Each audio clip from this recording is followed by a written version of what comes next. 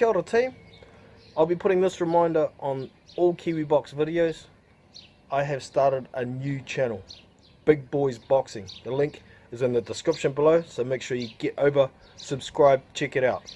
So I'll be dropping the odd video here on Kiwi Box, but all of my new content goes on Big Boys Boxing, so be sure to get over there. Alright, enjoy. See you! Subscribe to Kiwi Box. That's the one. Yeah. Kia ora team.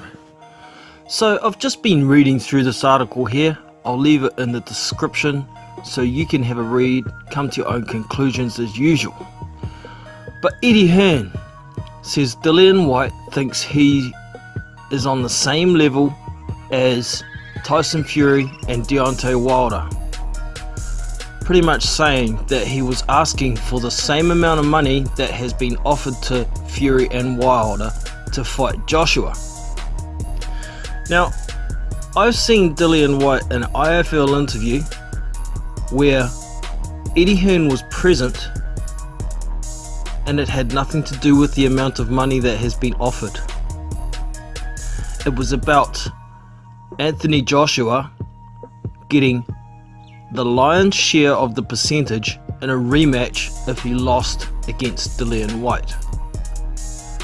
So why Eddie Hearn is coming out and saying that Dillian Whyte thinks he's on the same level as Fury and Wilder kind of baffles me. For me, it's Eddie Hearn trying to protect his ass, because Joshua getting the lion's share in the rematch if he lost to Whyte, that's shrewd business, very shrewd business.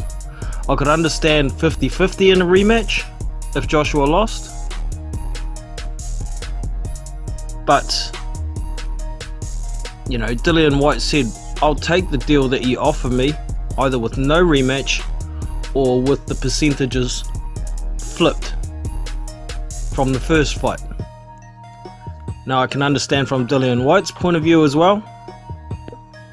No rematch, that's fine, but that's not going to happen. Full stop. A champion on a voluntary will always have a rematch clause. Flip the script. It seems fair, but it's a voluntary, and the champion gets to call the shots. If Eddie Hearn really wanted that fight to get made, then he would have said okay, 50-50 in the rematch, and the fight would have got made, but it didn't. Now let's have a little comparison between resumes of Whyte, Fury and Wilder. Just for argument's sake, we'll pick their best three opponents. So Wilder's best three would be Luis Ortiz, Tyson Fury, and the third one for me would be a toss-up between Johann Dorper, Gerald Washington and Artur Spilka. Pick any one of those, it doesn't really matter. For Tyson Fury, we've got Deontay Wilder, Vladimir Klitschko, and shit, who's the third one? Probably Derek Chisora. Let's pick Whyte's best three opponents. We've got Joseph Parker, Derek Chisora, and who would be the third one? Probably Robert Helenius, maybe. So for me, the difference of those is Luis Ortiz for Wilder and Vladimir Klitschko for Tyson Fury. I think both of those guys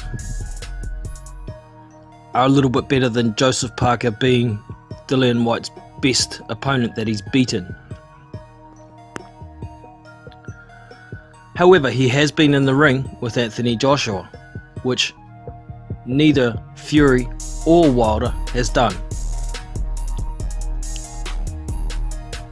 So I don't think Dillian Whyte is actually that far behind those guys. I think just a little bit behind. So if Fury and Wilder had been offered 40%, I think it makes sense that Dillian Whyte gets offered 35%. That would be fair, in my opinion. With a 50-50 split for a rematch. This is against Joshua. That would make it fair and the fight would get made. Now, one other point I'd like to get to. If Eddie Hearn says that Dillian Whyte is not on the level of Tyson Fury and Deontay Wilder, you know whose fault that is? Eddie Hearn's. He's the one who hadn't been able to make fights. He's the one who ended up giving Dillian Whyte a US debut against Michael fucking Tan. He's the one who's been getting Dillian Whyte last minute opponents because he's not been able to offer enough money to get the opponents Dillian Whyte needed. So Eddie Hearn, if you're going to sit there and say that Dillian Whyte isn't on the same level as Tyson Fury and Deontay Wilder, it's your fucking fault, Eddie Hearn. So stop trying to protect your ass, being such a shrewd fucking businessman, and if you want to make the fight against Dillian Whyte, offer a fair percentage in the rematch and the fight will get made. But for now, it ain't gonna happen because Anthony Joshua is going to be fighting Jarrell Big Baby Miller on the 1st of June, likely at Madison Square Garden, possibly at the Barclays, but I'm guessing Eddie's going to want that fight at Madison Square Garden, the mecca of boxing, to try and give Anthony Joshua the biggest US debut possible. And I wouldn't be surprised if Dillian Whyte ends up fighting Dominic Breazeale on the undercard of that fight. I know Dillian Whyte looks like he's going to have a 20th of April pay-per-view at the O2, but I don't think it's going to be Dominic Breazeale. It sounds like he wants that fight if it's in the States, and it would give Dominic Breazeale a hell of a lot more publicity on the Anthony Joshua undercard. I'm not sure how happy Dillian Whyte's going to be about that. We'll see what happens. He might end up fighting Alexander Povetkin on the 20th of April and then fighting again on the 1st of June against Dominic Breazeale. That would be ideal, depending how much punishment he took in that 20th of April fight.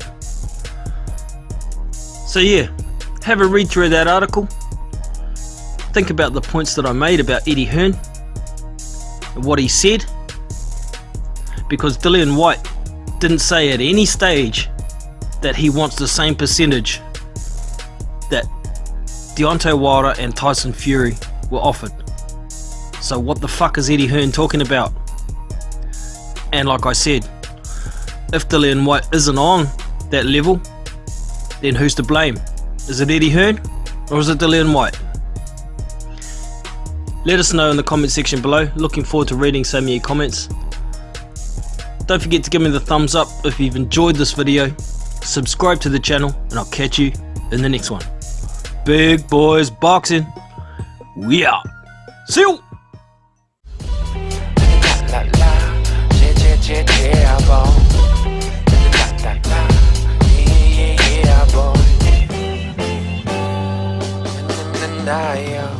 Zone beats, boy.